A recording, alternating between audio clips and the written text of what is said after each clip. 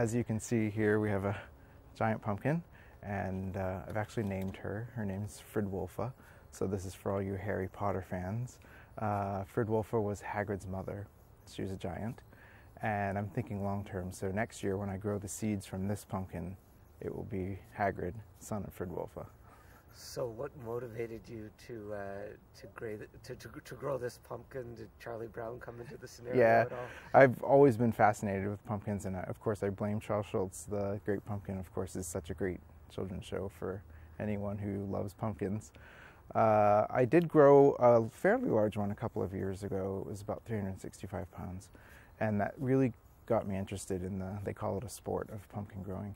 So purchased a few books last year and was going to try and grow a large one last year, but have some marauding squirrels that actually chewed the vine and didn't get a pumpkin last year. So this year added the little fence that we have around the pumpkin there, and now we have the big one this year.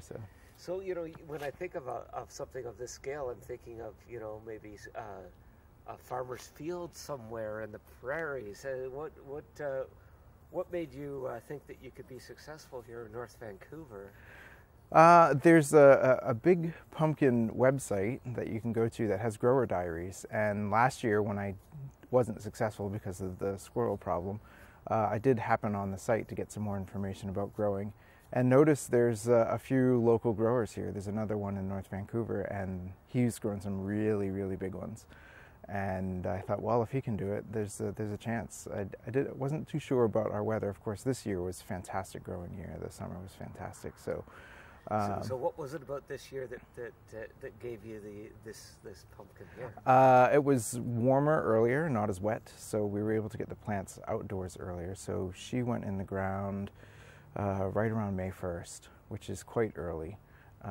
Started the seed indoors, of course, around April 15th. So. When she's harvested, you think that's about 6 months of growth. Wow. And now the logistics, you've got it in your backyard, but that's not where it ends up. No. What's the next process? The next process will be on or around October 2nd to get her lifted and ready for the weigh off, which is at Crowsberry Farms on October 3rd. And then, so the competition to weigh the heaviest pumpkin, there should be some really, really good pumpkins. She's in the running for probably top 10.